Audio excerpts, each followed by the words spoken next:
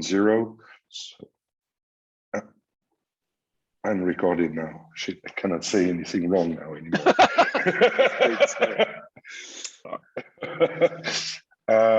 So as Alexandra mentioned in her short presentation, we are planning to move toward VSSIG 2.0 and update a little bit the charter and the way of working in the group in order to get a more active and more engaging group for everybody. So short intro of the group. So the VSSIG exists since 2015. It was created by Simon Cox and other colleagues. And since 2017, John and myself, we took over and we are the co-chairs of the group. And Alexandra joined us last year as a new co-chair, bringing some fresh blood in the discussion and helping a lot with the organization of the group. In particular, what we did is try to keep regular sessions during the plenary to have a more active group. And so we've been active on a regular basis since RDAP 14, and we are planning to sustain that, that regularity of the activities of the group. Now, how the group works internally. So of course we have the interest group. Then if we want to talk about specific technical issues, then there is the possibility at the RDA level to create working groups, which are formal RDA groups with 18 months mandate, and which requires validation by the RDA technical committee. We need to write a charter and a work plan. So it's quite it's interesting to do so for well-defined topics, such as the IADOC group, and I will talk about it later, and Barbara will kindly present their work. Now, if we just want to have some initial informal discussions on specific topic with colleagues, like, I don't know, what should be the metadata for an ontology, and I'll come to that later. The idea that we came up with was to create informal task groups that are just geared toward discussion topics. They are easy to set up, so anyone in the group can just set one up at any time. You just have to sign in the task group sheet so that we can keep track what's happening and who's the contact for that group. And you just need a chair and, of course, participants. And the idea is that we can monitor the activity and work with the chairs of the task group so that they also get the floor during the RDA plenary to present the outcomes of their discussion and raise awareness of the ongoing discussions to the whole community present at the RDA plenary. Now, we already have 3 task groups, so some people actually jump in the opportunity of these task groups. So we have one minimum metadata task group led by Clément Jonquet and Louis Bonino. We have a fair semantics for repositories task group led by Alexandra and Gerard Kuhn, and terms and concept recommendation by John. In terms of working group, we have one very active working group, the group of IADOC, that's led by Barbara Magagna and Gwenaëlle Moncoiffé. That's going to be presented right after my short presentation. And I would like to present you during the course of this session the possibility of creating a new working group on fair semantics. Now, if we look back, we have a well-defined charter that was defined in 2015. So, and in this charter, the VSSIG seeks to develop community-based recommendation on approach to publication of control vocabularies on the web. It aims to represent all the stakeholders involved. I think we managed to actually have such a representation because we have more than 200 members that covers the different aspects on semantic web. And the idea is that the discussion that will happen internally in the VSSIG will allow the interest group to propose solutions for cross-domain use of vocabularies, including mapping relationships between domains. And the idea is that this group will also help to promote good practices by producers and consumers of controlled vocabulary. So In a sense, this charter reflects well the activities of the group. However, in the past 2 years, we have been also discussing a lot around the implementation or the application of FAIR principles for semantic artifacts, which is an umbrella term that includes ontology, code lists, thesauri, and controlled vocabulary.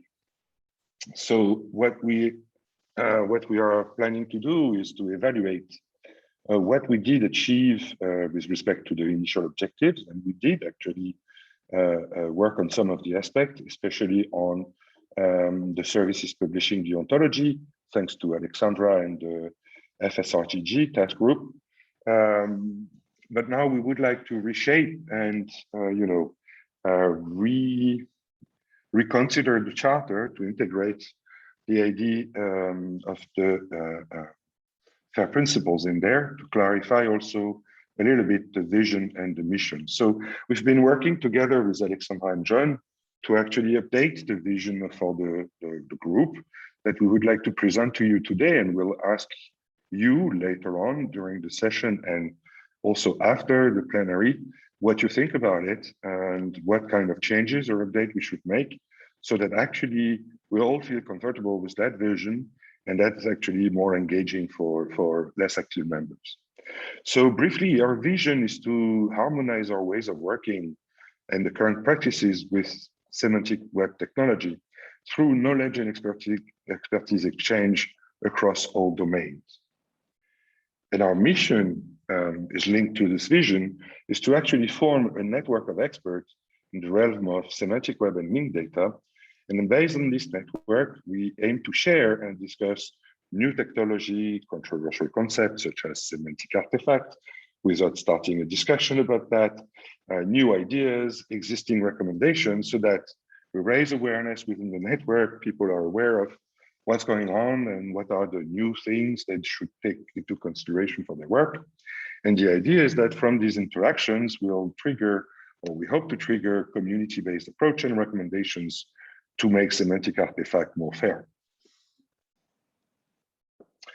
Another challenge we're facing as co-chairs and for this group is that we will need and we must align to the new RDA group policies, which means that we need to actively seek new co-chairs to actually refresh the leadership.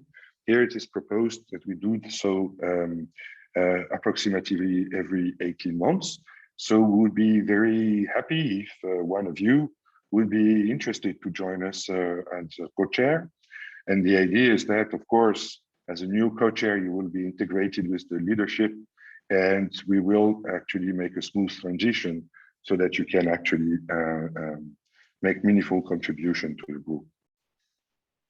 So the main reason for this session is one, of course, presenting the work that is going on internally to the group, and also to seek your help in building an engaging and active interest group by providing your input during the third part of this session in the discussion. And I will stop here and give the floor to Barbara, who needs to share her screen. So stop sharing. Barbara. Hi, can you hear me? Yes. So I will hopefully do it like this and share my screen.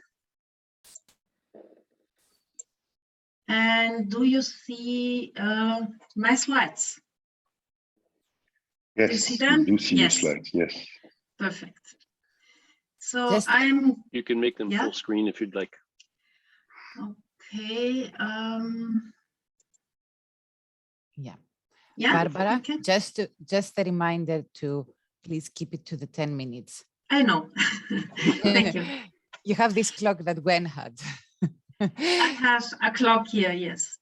Okay, so the IADOC working group is a working group that started in autumn 2019, but actually the work for this topic already started 4 years ago, and the beginning of 2018, because I had a need, a personal need. I am the coordinator of ENFTES test, that's environmental thesaurus for the ELTA community, long-term ecosystem research.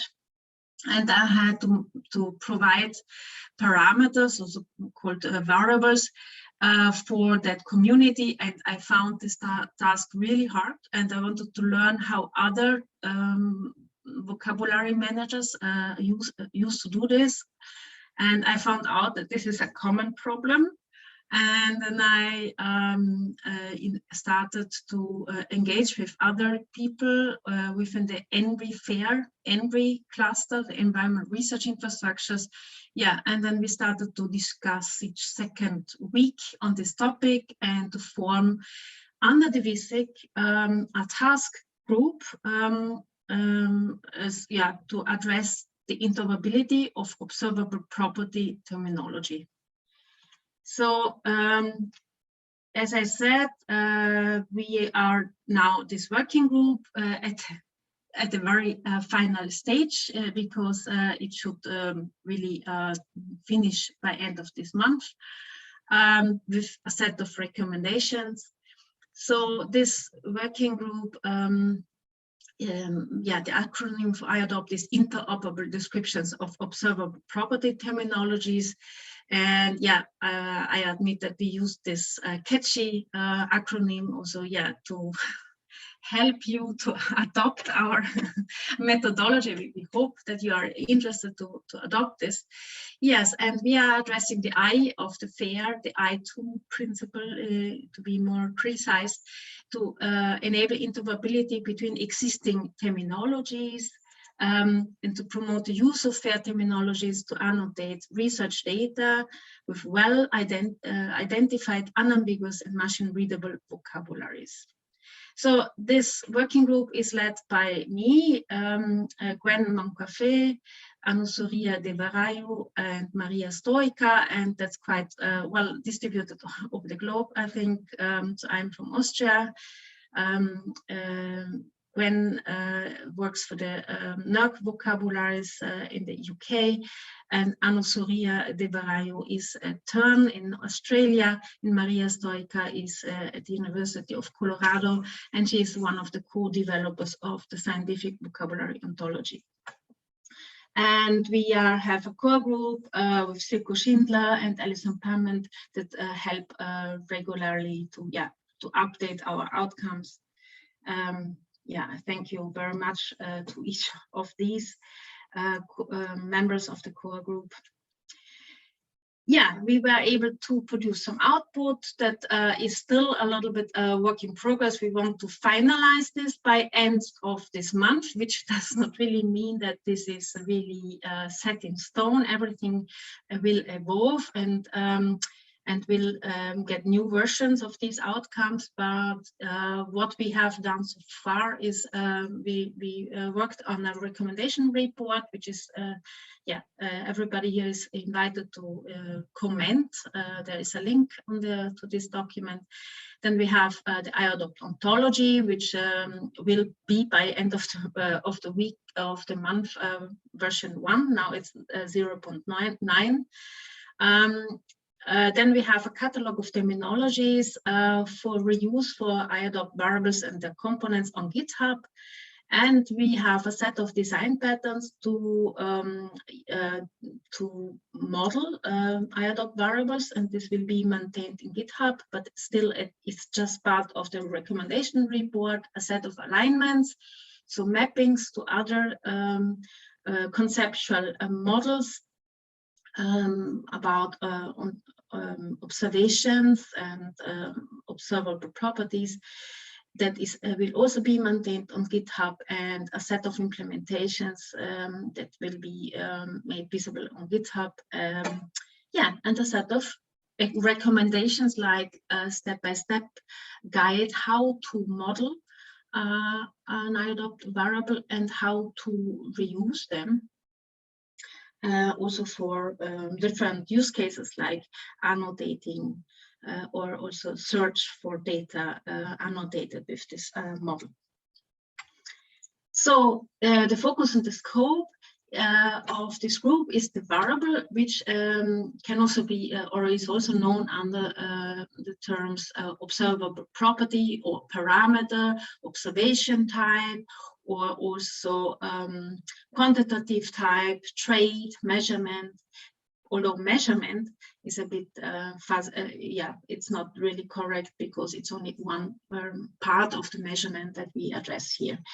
So we represent just with the variable just the what has been observed independently of where, how, and when the data acquisition took place, because the where, how, and when are properly addressed by other ontologies and conceptual models, including observation and measurement, SOSA, OSChemo.org, and many others. So the purpose of the interoperability framework is to capture the necessary elements to fully and unambiguously identify a variable in a domain neutral way. But we focus at the moment on environmental sciences because this is our origin. Most of us are from this domain, but we are happy to apply this framework also more widely, which is already been done by the health domain, as I will show later on. So what are we trying to solve? Problem is that there are diverse specialized precise terminologies which are all needed, but they are not harmonized and they are not easily used together, which hinders interoperability. So we want to connect these terminologies systematically, and therefore we came up with an interoperability framework which will allow us to develop semantic tools and services, including converters, to have semantic brokers, connectors, to build semantic bridges, and dynamic mapping tools. So at the end, users, researchers will be then able to label, annotate their data, to discover their data, and to align and compare and harmonize data sets labeled with the IADOC variables, and yes, to aggregate their data based on this. So what we did in the last 1.5 years, also a bit longer, we collected user stories from the Research Data Alliance members that contributed to this work. We transformed them into use cases, and from there we identified functional requirements which were input for the IADOC framework. We also collected conceptual models and terminologies, from where we identified information requirements, which also went into this development of the framework. And then we tested the framework with quite a lot of variables. And from there, we also developed design patterns to be reused when modeling a variable. Yeah, and this will has led to implementation of IADOC. And here, just an overview of the use cases. So we have terminology generation and management, resource annotation, data discovery and exploration, as well as data manipulation integration. From these, yeah, we derived, and from the terminologies we collected, we derived the most important common elements. And this was a quite intensive working process to find out what is really needed. At the beginning, we had many different concepts, but at the end, we could come to a very simple ontology or a framework, which includes only 4 concepts and 6 associations between these concepts. And the variable consists or has at least one property of one object of interest, and it might have a matrix and context objects, and it might also have constraints that constrains one of these entities, and the entities that we address here might have different roles or it can be an object of interest, a matrix, a context object, and this entity, entities having these roles might change their role if in another variable. So it's not possible really to distinguish between these entities as a class, as a concept, but only via a role. And we have defined this, and you can approach this at this website. And here you see implementations already of the IADOPT framework. So it's NFTES, so that's me working on this. So I will convert the parameters in NFTES into IADOPT variables, and I will work also in the Moneris framework and advanced and for advanced on the variables and convert them to IADOPT. The NERC vocabulary server will be aligned with the CF standard names and produce a profile for IADOPT. And also Pangaea is working, I'm already at the end, on this, on adopting this approach to annotate resources. Other implementations are planned on ongoing in the health domain with the OMOP implementation guide, or we have also interest from the observation measurement and samples group to include IADOPT as an extension. There are also discussions about how to include IADOPT in the EML templates to annotate data sets. So this is just a last slide about the IADOPT catalog of terminologies, which we collected these terminologies via survey, analyzed them, classified them, and then made them available via this repository, which you then can also download directly, but where you also can find which of these might be as useful sources for our components to describe variables. So thank you very much. Here you see the status of our output. Some of this is still under development, and we want you to contribute to this, and we are continuing this work now again as a task group under VSSIG. So thank you very much for giving me this opportunity to continue under VSSIG. Thank you, Barbara. It's a brilliant, it's a really good work. We are implementing it. We are really happy with the outcomes that you have produced. I'll have to rush to Jan so that we don't go too much out of time. But thank you for this excellent presentation and really good work, Jan. Thank you, Alexandra. So just wait a second. I need to share the slides, but they disappear. Huh.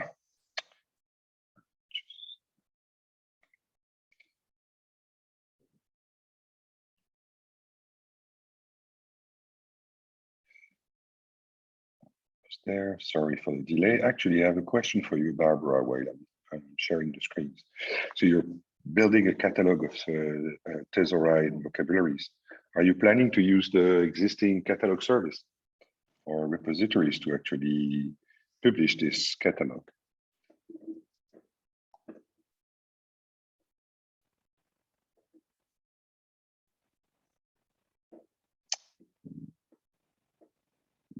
Sorry, now it works. I didn't see the micro anymore. So we have already published it. So it's just for us, yeah, an overview of terminologies that we can directly use. So and that's nothing more. It might be a platform that we reuse for services, but we cannot really go to BioPortal or whatever OntoPortal because there are too many. So we wanted to have to search for those that are really important as sources for the components of IADOPT. It's like a filter. We are taking this information out from there, but we are evaluating and analyze them. And I have also a question. This work, this VSSIG, as you said that this should be a platform for crosswalks and for solutions that work between the different terminology approaches and so on. Are you standing behind us as a IADOC working? So do you agree with our approach, or is this just you have different approaches that stand side by side, and the user has to decide to adopt them or not? So the leaders of this working group of this VSSIG. That's a great question that we should handle during the discussion period. Yeah, I just wanted to pose this. Yeah, I But I think it's important, to address this. So is this okay that you have different solutions that are just there, or do you promote them also? Great. Happy Yeah, so in the notes. As John said, let's talk about that during the discussion, if you don't mind, Barbara, so that we are not too much behind schedule, which happened to us yesterday already. No problem. So, and then we'll address this question. But of course, I mean, the VSSIG supports the IADOC, which is one of the working groups. So this is something that we'll have to discuss indeed. So I'm sorry to interrupt and not really give you a straight answer to that question, Barbara. I will give a very short presentation in the name of Clément and myself, because we're collaborating on this task group for minimum metadata.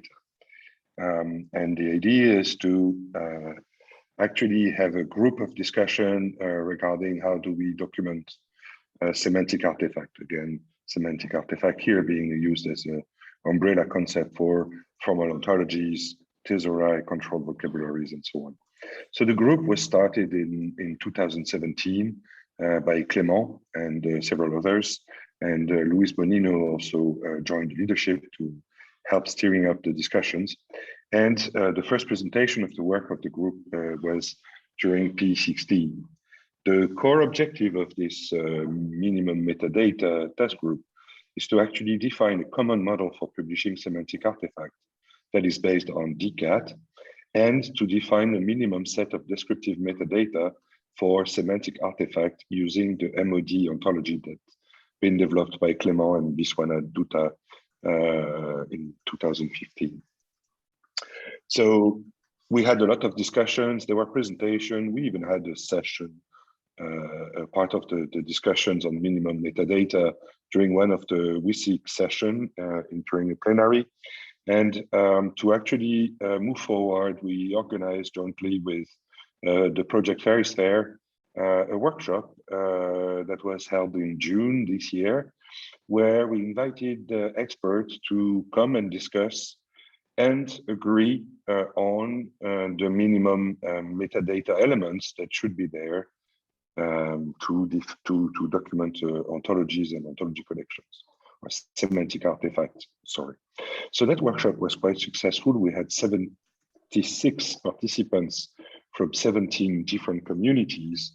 And to drive the discussions, we actually proposed a simple use case, which is you are a domain ontologist, you are working with your community, you've collected a bunch of terms that are needed to align your data and annotate your data. Now you need to move on to the creation of the ontology from the table to the ontology. But before doing so, what you would like to know is whether or not some ontologies already cover part of the concept that you have defined with your colleagues, so that you don't reinvent the wheel. And so what is needed here is a way for you to actually search into a central point ontologies to retrieve them in order to analyze them and see whether or not you decide to integrate and reuse. So, well, there's still my missing slide. So the way we conducted this workshop was first a short presentation of the DCAT extension profile that was defined by Clément. And then we went through a voting session with the various experts there using a Menti. And we went for all the different fields in the DCAT and decided whether or not they should be mandatory, recommended, or optional, including also the integration of some fields coming up from the MOD ontology. So now we have these results. We collected all these votes, and what we have been doing in the past months, and we're a bit behind our own schedule, is to actually analyze the results of the votes and to actually put these results and publish either a report or a publication. So we're still defining the format that would describe the agreed upon model as a first version, of course, right? So there should be several iterations. So our aim is to release that report by the end of the year. In the meanwhile, we are interested in using this DCAT profile. And so what we've been working on as well is to actually develop a machine readable description of the DCAT profile that could be then used by the community for testing the model. And then finally, to actually benchmark it, we are using this DCAT profile to create a proof of concept of search engine that will be supported by the publication of the content of semantic artifact repositories such as BioPortal or AgroPortal or even NVS of Alexandra into the model and into a fair data point, which is a DCAT store. And this is planned to be released sometime in February 2022. And that's it for me. So we will, as soon as we're ready, we're going to advertise for the report and all the contents that will be available on GitHub. And now I give the floor to John. Thank you very much, John. So this is a very brief update on the progress on the term and ontology selection recommendations. The idea being to create some kind of authoritative basic primer, or at least generate ideas with useful references on the topic of term and ontology selection. Next slide. This is my next and final slide. And so, as many of you know, this is a glacial progress. Every 6 months, I update the work a little bit. But it's starting to take shape in a useful way. It actually has a reasonably complete list of metrics and indicators of the way to evaluate terms or ontologies, and a little bit of discussion of possible sources for those metrics. And I haven't really gotten into a discussion yet about how the metrics can be adjusted, but that is coming. It's in the outline. And the recent progress includes introductory text with a lot of context and justification or explanation of the need, and a fair amount of sections have quite a bit of detail in them now, and a references section that has as its first reference a rather large curated list of SCOS resources that I've created over the last year or so. So this feels like a John Graybill project rather than a working group. And all I can say in my defense is that every 6 months, I invite all of you to come to that link and participate in contributing to any and all of it in order that it be more of a group project. And so please feel free to do that. And in the meantime, even if you don't want to contribute, it is a handy resource for this kind of information. So thank you for the time. Next. Thank you, John. Thanks, John. Can I suggest that you two, Clement's group with the minimum metadata and yours, actually work together, because you have to pick some of the minimum metadata strong properties that will help you select a term. So pick the right ones to select a term. This is a group that could work together to actually bring that into fruition. Yes. No, I hate their group. I'm not going to work with her. Proof is that you deleted one of her slides, right? Yeah, I didn't. That was a lie. I lied about that. I didn't delete any slides. All right. Okay. Let's go to the next presentation. Next then. slide, yes. Thanks, John. It's me. John. Yeah. So I will try to be on time, and I will present the work that we have been doing in the FAIR Semantic Repository Task Group, the FSRTG. We work together with Jerry and a group of semantic repository managers and experts and semantic technology experts as well. Next, please, Jan. So we started this effort in September 2020, and our focus at that time was to assess the first set of recommendations that was published for the FAIR semantics in on the web, and we managed to inform the second version of the FAIR semantic recommendations that was published in January 2020, and the group was referenced in the second version. The group restarted meeting in March 2021, where we wanted to answer questions as to, do you find the second version of recommendations relevant to your repository? Do you think they need to be changed or updated? And do you implement or plan to implement it? Jan, you changed the screen.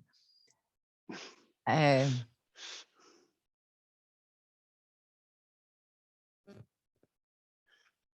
don't teach you use your computer, Jan.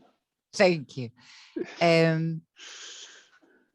Okay, thank you. So out of the group, the interest that the people that joined our group had was to harmonize our practices, enable best practices across on the community level and across domains.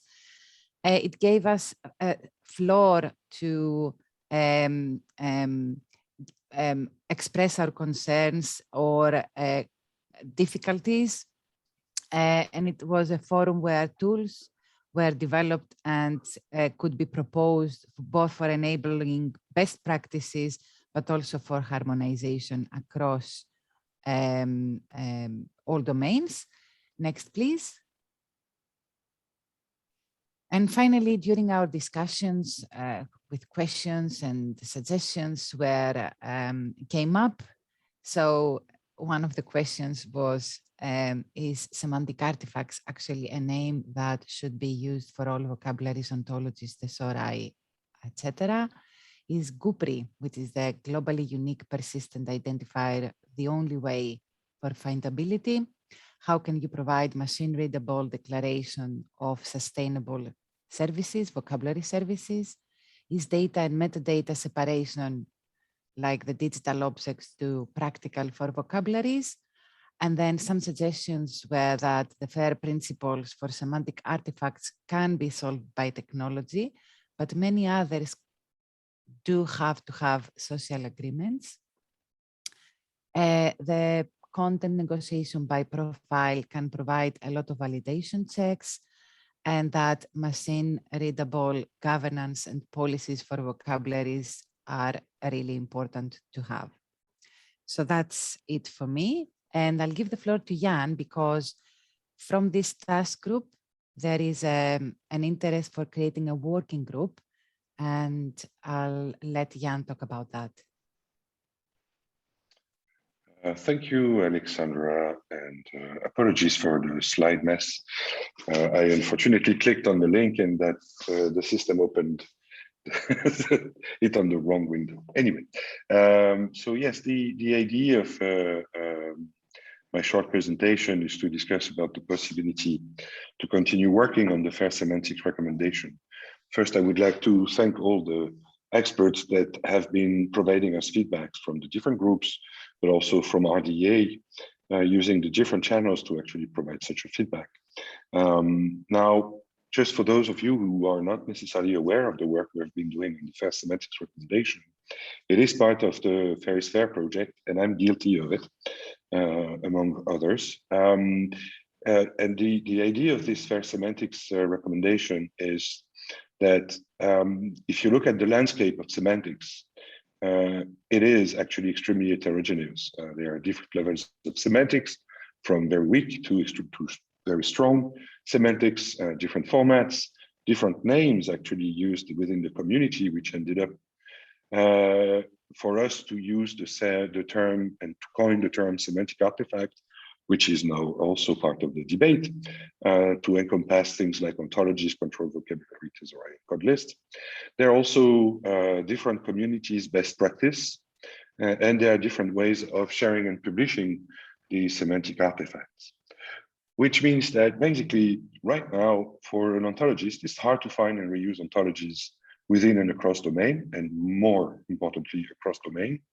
You are facing a lot of interoperability problems. Basically, the current semantic artifact landscape is mostly not fair. And that's an issue because if you want to implement the FAIR principle for data, you need to comply to the principle I2, which actually requires that metadata and data should use vocabularies that follows themselves, the FAIR principles. So the idea of the work in FAIR is FAIR was to actually start working with the different communities, scientific communities and communities of experts in semantic web, to actually develop some recommendations on how to make semantic artifact fair. And this work has been held in collaboration with the RDA VSSIG through the contribution of some of my colleagues, so Jerry and Louis in the task groups, but also by regular presentation during the plenary session.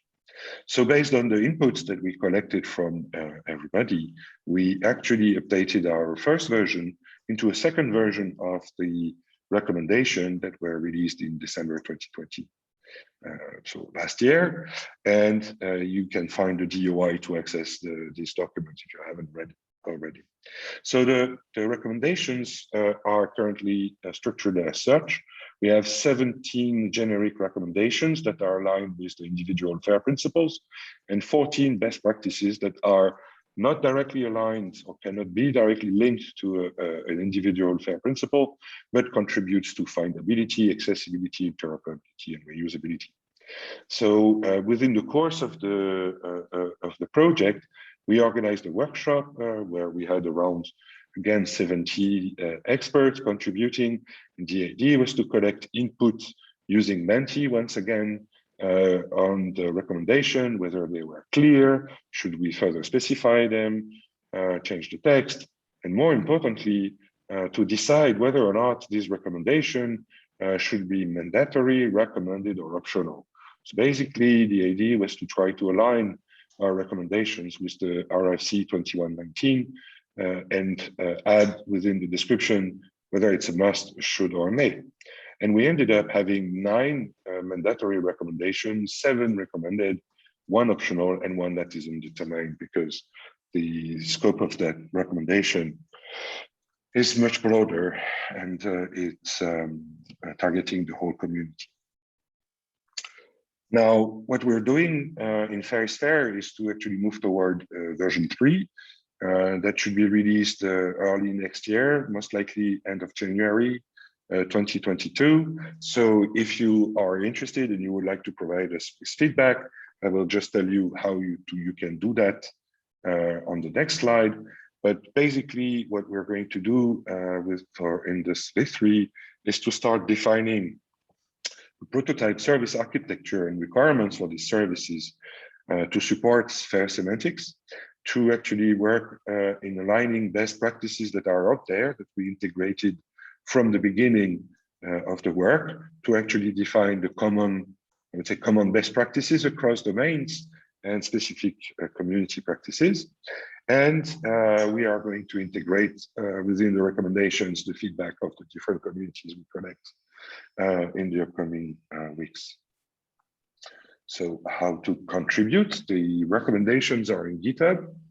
So you can go on the GitHub FAIR is FAIR, and then you can provide your inputs. And here we provided some labels so that we can easily classify the type of comments that you have. Of course, if your comment does not apply to any of this case, please still leave your comments and we'll find a way to actually take care of it. Now, FAIR is coming to an end, and the project will end March 2022. And this work is definitively not finished. And we would like to pursue this work and transfer it now in the context of the RDA VSSIG, which has been actually tremendously supporting this action. And the idea is to use the initial work and the initial recommendations to continue the refinement in the FAIR semantics working group, and in particular to start looking now at practical solutions for implementing the recommendations. So going from the high-level recommendations to, well, how do I implement that in practice in my system so I can have FAIR semantics system. Our goal also is to start looking around, because there are other communities and other initiatives that came up with similar recommendations, or I would say overlapping recommendations. So the idea would be to integrate as many organizations and initiatives that would be interested in participating, so that we end up having only one set of recommendations, which would avoid confusions for the different communities, right? Because at some point, it's also always hard to say, okay, which one should I choose? So the idea is to work on the convergence. The same thing applies for convergence of community-driven best practices. So the idea is to work with the different communities that came up with best practices to actually provide a common set and some specific best practices. So I will stop there. You will see in the discussions, if we manage to have some time for discussions, there would be questions that we'll try to see whether or not you would be interested in joining. And in case, you can always contact us by email.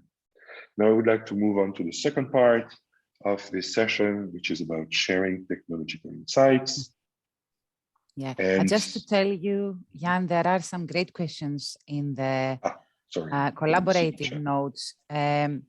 Maybe I could just bring up this one, which is what are the differences between the FAIR semantic recommendations and the 10 simple rules for making a vocabulary fair. I'm bringing that up. If you can quickly say something, and then it is part of possibly our monthly or bi-monthly group meetings, where we can have the time to discuss these ones, but just. That's a great question. So what is the difference?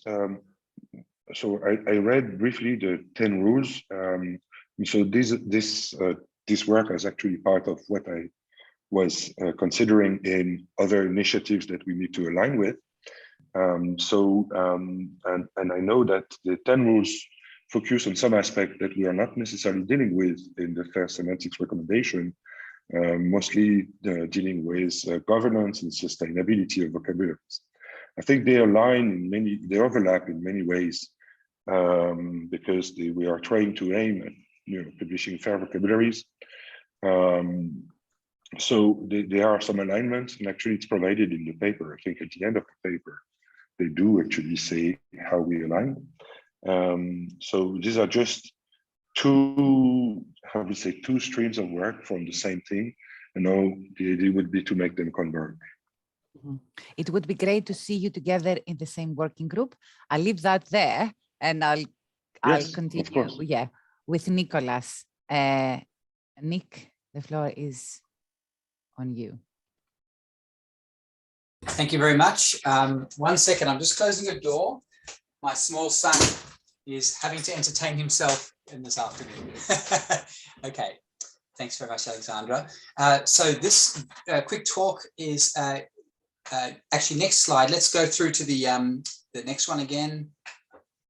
That one. Okay, so just an overview. This talk is about protocols for web services and interactions with semantic systems. 3 parts. I'll do a bit of a background, introduce some concepts, then I'll hand over to Alexandra for a demonstration, the main demonstration here, and then I'll do a quick mini demonstration at the end. Okay, so just the structure here of the outline. Well, we'll go straight into it. Content negotiation. Just at one conceptual step back, there are lots of ways to get lots of protocols, lots of APIs and so on, to get multiple representations of information across the internet. The internet has some native mechanisms, which is sort of the content negotiation, which we'll discuss. And then there's any number of APIs and systems that people have implemented on top of that, that sometimes do the same thing, sometimes do different things. But the fundamental way that we get different representations of a resource over the internet is through the HTTP content negotiation. This allows us to ask for a resource in different languages. A resource, you might have a document that's actually got 15 different time versions of it, and you can ask for a version from a particular time. You can ask for the thing in HTML or XML, so format. You can ask for whether it's compressed or not. So the fundamental HTTP mechanism is that. Now there are, again, many APIs that emulate this and extend upon this, but that mechanism is the basic one that browsers and HTTP systems understand. So content negotiation. All right, so next slide, please. So a small extension that we've made recently to this content negotiation mechanism is content negotiation by profile. And as the orange text says there, this is how internet clients may negotiate for content provided by servers based on the data profile to which the content conforms. So what you're saying is, look, it's not that I want this content in RDF or XML or JSON. It's not that I want it in English or German. It's that I want content according to ... some information model. And the particular information model, there's no detailed guidance on what that model is, but that model needs to be identified. And we'll get in a second what that means. But this is not a new trick. There are lots of APIs which you can say, you know, get me information for this resource, schema equals, and you can specify what schema it is. And maybe it's an XML schema, maybe it's a JSON schema or something. But there are many mechanisms to do this. However, as Jan mentioned before, in the semantic web, there's lots of ways of doing things, and there's no fairly standardized way of doing it. Content negotiation is a very basic, very fundamental way of doing this, and it can be implemented in many different ways. The main way we've implemented it is in HTTP mechanics, but you can use query string arguments. You could probably even use GraphQL and other crazy APIs, XML APIs, and so on to do this. But we've provided this fundamental lower level way of doing it so that many different systems can be shown to operate on the same basis for getting content. So the mechanics down in the bottom left there are simply that you have an additional header that you can supply in HTTP, and there's a correlate. If you're doing query string arguments, you use a query string argument, which Alexandra will show you. But you can say, get me this content according to the example there is example.org profile X. So the next question we need to ask is, what exactly is this data profile? So next slide, please. So a data profile is, it's not heavily defined in the content negotiation specification. It just says a specification that constrains or extends or combines or provides guidance or explanation about the use of other specifications. So think a data standard, think a standard that profiles other standards. You know, any of those things are fine. And what we really need to work in this way for content negotiation by profile is simply that we can identify this profile or this data profile or this standard. So it's got a URI. And ideally, the way of reading the schema of that thing is a machine readable way. So we can, for instance, say, get me content according to profile X. And if I wanted, I could go to profile X and check the schema of it and see that the content I've got actually matches. That's a kind of follow-on task that you might do.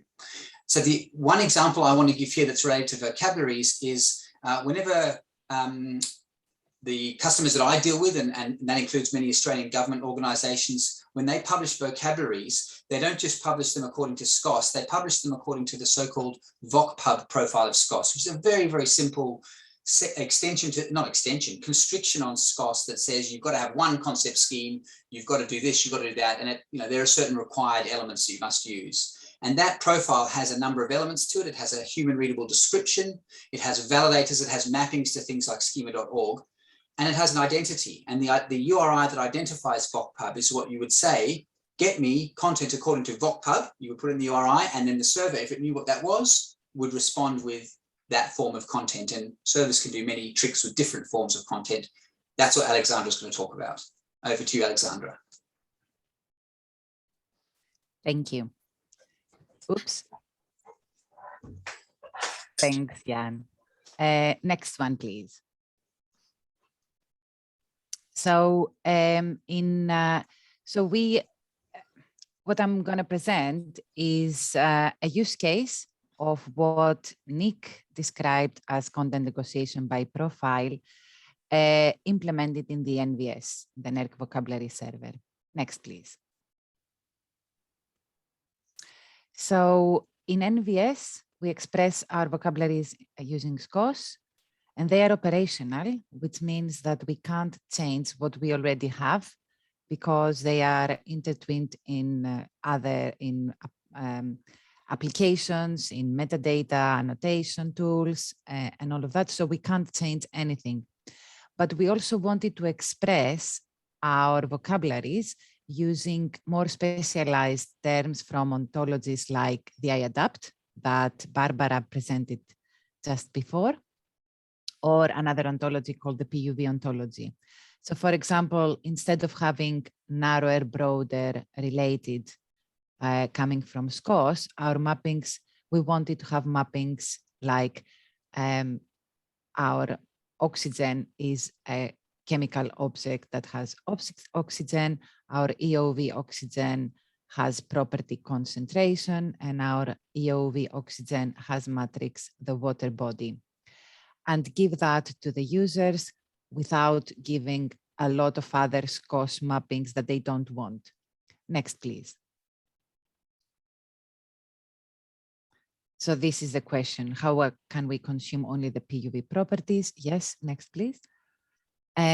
So this is how one of these terms, the essential variable oxygen, looks like with the SCOS mappings, with narrowers and related and broaders and all of that. Next, please.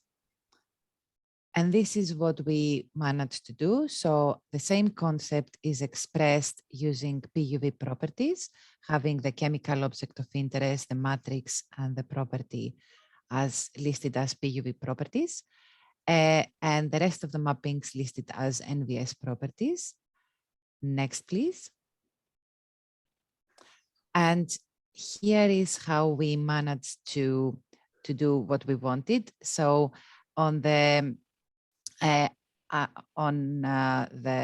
top of the slide, you can see a curl call to a URL of a certain vocabulary, asking for that vocabulary to be received in RDF XML using the HTTP header accept.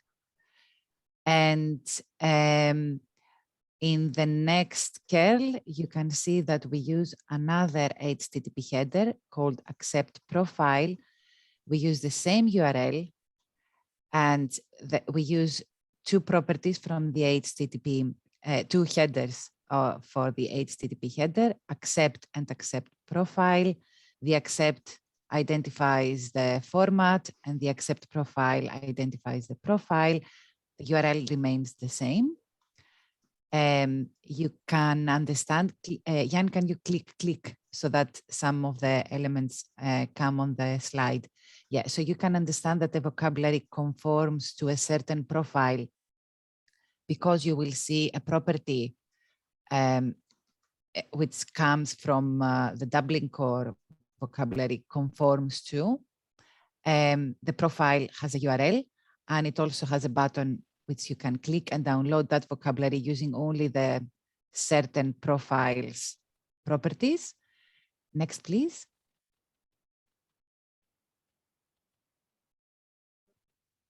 Next. Okay, and when you click on the profiles of a certain vocabulary, you can see a list of all the different profiles that this vocabulary can be downloaded with. Apart from calling HTTP headers, you can use query strings using the profile and media type attributes. So profile here is PUV and the media type is RDF XML. It could be JSON-LD, it could be Turtle or any other format. And if you click Jan, there are, for each vocabulary, you can see there is a token, a name, a format, and the URI of the profile.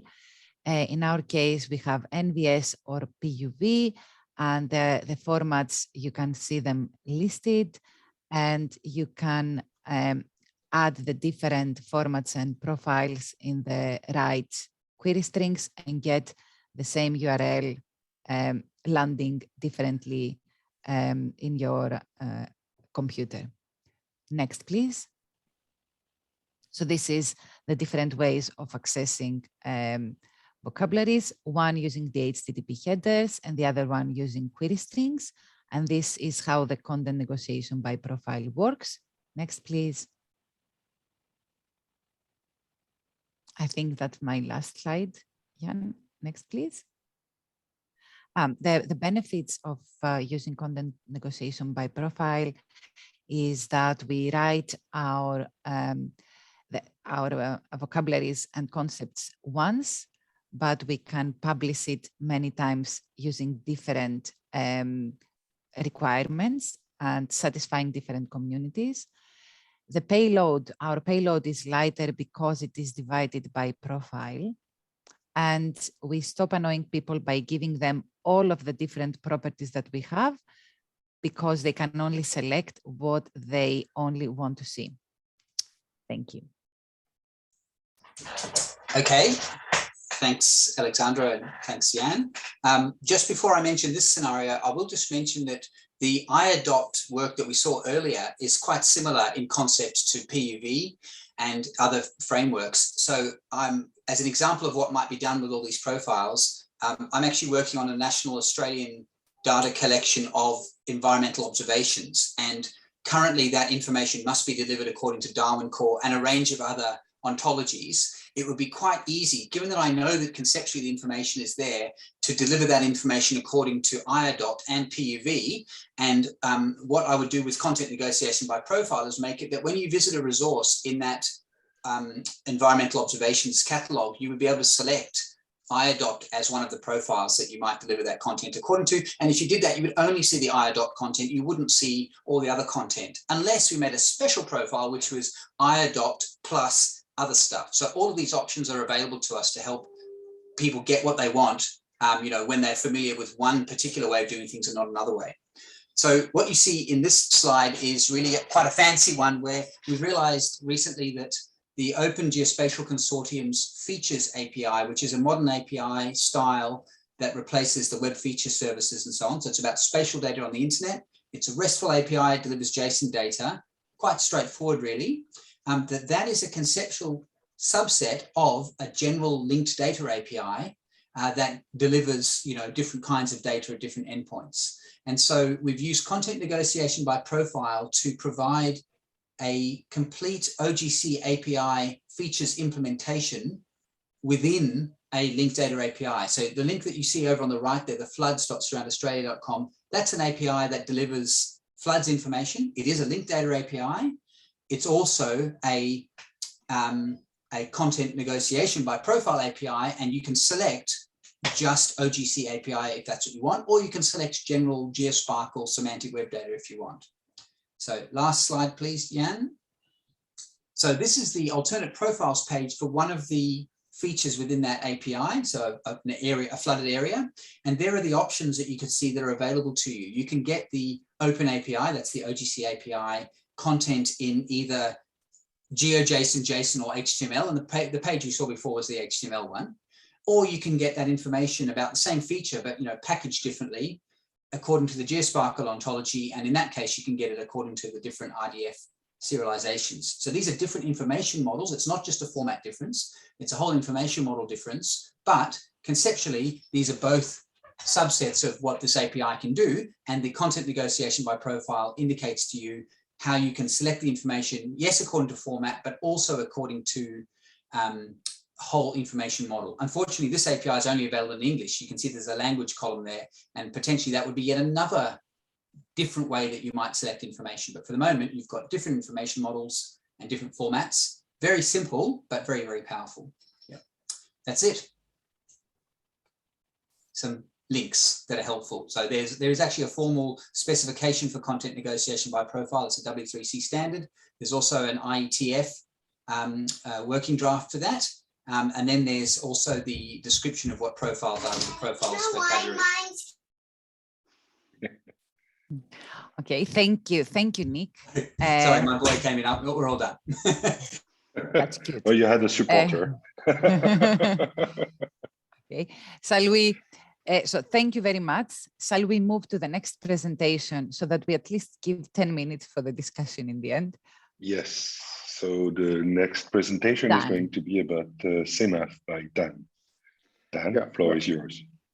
Thank you. Thank you for the opportunity again to present CMAF. I did the same a year ago, but the project had then just started. Okay, CMAF, Semantic Mapping Framework. First slide, please. So CMAF is a co-creation project supported by the EOC Secretariat. It ended March this year. Initiative from the group of European data experts, and Clarin Eric, which is my own affiliation, was asked to coordinate it. The goal was to study and propose a framework for semantic mappings. So definitely not implementing, but doing a study and creating an implementation plan.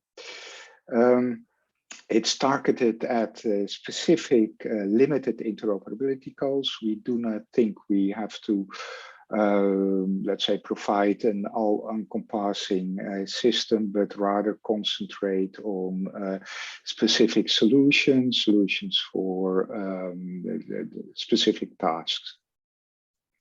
Of course, mapping should be shared and published in open registries and made fair, should be grounded in current practices and building on existing resources. We do not want to invent or create new resources when perfectly good resources are already available. Reusability plays a big role, making it easy for researchers to create new mappings on the basis of existing ones. Next slide, please. So what type of mappings are we, let's say, talking about? Well, these are mappings between the entities of descriptive systems. These can be ontologies, vocabularies, but they can also be elements from descriptive XML schemas. It surprised me a bit that in most of the disciplines, the use of tables is quite sufficient to express these mappings. I come from the humanities, and I'm used to, let's say, more complex mapping specifications with lots of logic and if then else clauses. Nevertheless, we all approach them in the same way. Next slide, please. So how do we approach the problem in this project? Well, we first established a task force of experts who were discussing the fundamentals. So what's the status of current semantic mapping technology? What are requirements for embedding such a framework in bigger infrastructure solutions such as EOSC? Lots of documentation was to be read. Many of those documents were already mentioned today. And then, maybe more important, we also conducted 25 interviews with community experts of various disciplines, inventorizing their practices, their tools and resources, and also gathering requirements that they had for, let's say, a general semantic mapping framework.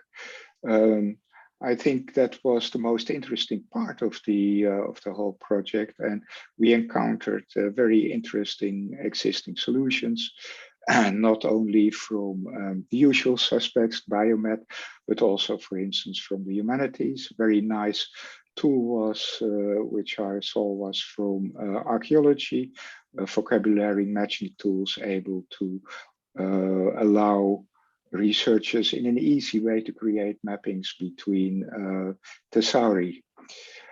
Then there was the phase of analysis of the interviews and synthesis in an implementation plan. Next slide, please. So what are the essential takeaways? Well, with respect to feedback from the communities, an important point that was mentioned by them, that a registry of mappings, that a registry of those mappings with proper metadata and provenance would be considered already very useful, because many are, let's say, using less structured way of managing those mappings, although the mappings themselves are of good quality. Such a registry should be inclusive and support also registering externally hosted mappings. Some communities have, let's say, motivations to keep those mappings in their own repositories and not use a central hosting facility. And they would like to get on board, but still being able to host their mappings themselves. The added value of hosting the mappings, because we still want to, you still would want to tempt them to host them in a central facility, should be better sharing and discovery, provenance tracking, and use uniform accessibility management. And also the ability to integrate then those mappings with smart creation tools, smart mapping creation tools, for instance, tools such as the very good vocabulary matching tool from the humanities.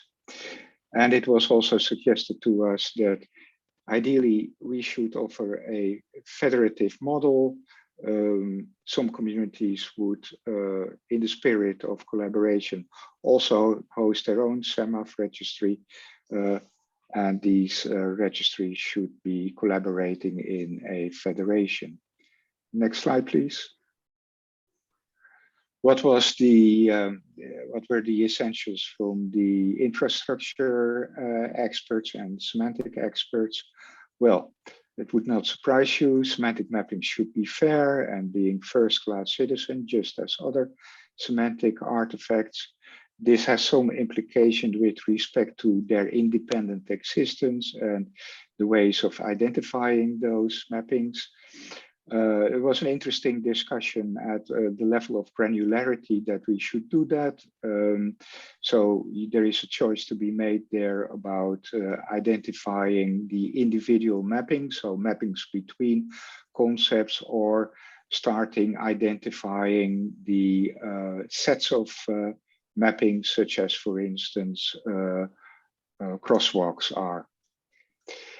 And finally, we agreed, although SEMAF should accept mappings in forms of tables or even prose descriptions, there should be motivation, guidance to move to higher level machine actionable formats, such as RDF, JSON-LD, and SSSOM. Next slide, please. So, as I already said, the project was ended in March. So what was the result? Well, of course, there is the report that's published on Zenodo. The publication was advertised and discussed in a number of research community news media. Follow-up discussion took place with experts. Some presentations were made in EOS context. It has been taken up in the discussion about fair digital object typing. A new publication is in preparation, but the intention was always to have a follow-up project for implementing what is being proposed in the SEMAF report. And in that respect, next slide, please, Jan. We cannot be pessimistic, because discussion in several proto consortia for new EOS projects point out that we have excellent chances for at least a partial implementation of SEMAF. After the publication of the report, we saw that there would be little chance of having a dedicated project that would address the implementation of a semantic mapping framework, but there would be good chances of getting on board of projects that address wider requirements. And I think we've done a good deal there. There are at least 2 projects that mention SEMAF and that will be subscribing to the SEMAF goals. Also semantic mapping infrastructure is also more favorable regarded if it's presented in relation with, for instance, metadata interoperability. Now, this does not mean that semantic mappings should not be treated as fair objects in their own right. It's just a matter of presenting it to the outside world as being a solution for some problems. So I think that's my last slide. Yeah, I should mention that also some existing projects, some existing infrastructure, EOS project, support and preparative actions for SEMAF are being considered. For instance, a working group that would also take up infrastructure for semantic mappings. Last slide, thank you. Thank you, Dan. Thank you, Dan. Can I quickly ask this one? Yes, go ahead. Dan, is there any, were there any discussions about governance of this central repository? Yes, there was, and it was considered a hot potato in the sense that we would say that, of course, the communities need to take care of what's on their own. So the infrastructure, let's say the editorial activities should be handled by the communities that provide such mappings, but the infrastructure should be, let's say, follow governance recommendations and governance being promoted by EOS. It's not something that you want to have a separate governance infrastructure for, but rather you would try to align yourself with governance recommendations such as they are already out there for other EOS components, or that is being created for central EOS components. As any vocabulary or semantic work that is happening out there, you need to trust it, and to trust it, you need people quality. that are quality. So quality assessment, of course. That would be a good example of a, let's say, central solution here, because you can try to align the different quality assessment procedures and quality marks that are, let's say, still very much differing among the communities, right? On the other hand, you would not want to force them to say adopt them immediately. It's a matter of seduction, I would say, by offering a good central infrastructure where the community see the advantage and say, okay, let's migrate what we have to this central solution. But I think the first step is still entice them, seduce them to at least provide links to their own, let's say, mapping solutions that they have, provide good metadata so that at least you make them more fair by being discoverable by others, and let's work from that. So I see Barbara has a question, yeah. sorry. Oh, it's really interesting that we have so many, I think the community is a bit divided between centralized solutions and distributed solutions. So, for example, the nanopub publications, this is a completely distributed approach to produce linked data all over the world, so very distributed. Whereas we see also the necessity to converge to something and to have an entry point, a central entry point. So I don't know how this is not only for mappings, it's for vocabularies, for any metadata or whatever. Yeah. I think it's quite difficult topic, and I never know exactly the solution. I see that there's always a necessity to build something community specific, because the community have their specific needs, yeah. But there should be also a central point somewhere. Yeah, well, let's start with the central registry where the communities can register, or not only I mean, we speak about communities, but sometimes these are very specific projects that have a very specific goal. For instance, integrating a few data sets and that create a specific, let's say, a mapping for that. And you want to register that because there can be a follow-up project that can make good use of the same mappings with some small modification. And how can we facilitate that? That's an interesting thing. So, if I may jump in, I'm sorry, because we have only 5 minutes. So one comment I would like to make is, from the work we've done in CMAF, what we realize is that every community comes in with its own solution. So if we want to actually leverage all the work that's been, and the good work that's been done in the different communities, again, we need to have a platform for discussion to agree on commonalities so that we can reuse what exists and break down these community silos, right? And that's the same idea for the FAIR semantics. There are many different recommendations and ways of working with semantics in communities. Unfortunately, if you want to work across communities, then it's going to be a nightmare.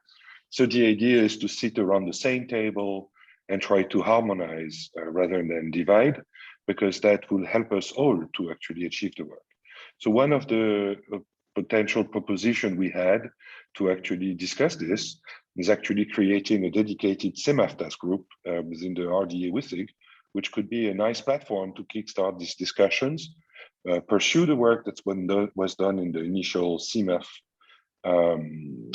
project, and enrich it even more with other communities. And this is one of the goals that we aim to achieve with my colleague co-chairs, is to try to sustain some of these resources within the VSSIG, to host them. And Alexandra maybe can say a few words about another resource that we were planning to integrate in the VSSIG that Nick has been working on. So the idea is that these things exist. We have a group of experts that's here. And so basically let's keep working on that and provide a common platform. Thank you, Jan. So I just wanted to say that during SciDataCon conference that happened a few weeks ago, it came up that a group of people, including Nick, were working in creating a catalog of vocabulary tools to answer a question of, if you want to do something with vocabularies, and there are lots of tools to choose from, how do you decide which one to use? So they created this list of tools for vocabularies, and now they're looking for a home to maintain it. It's a great resource for people to go and use it.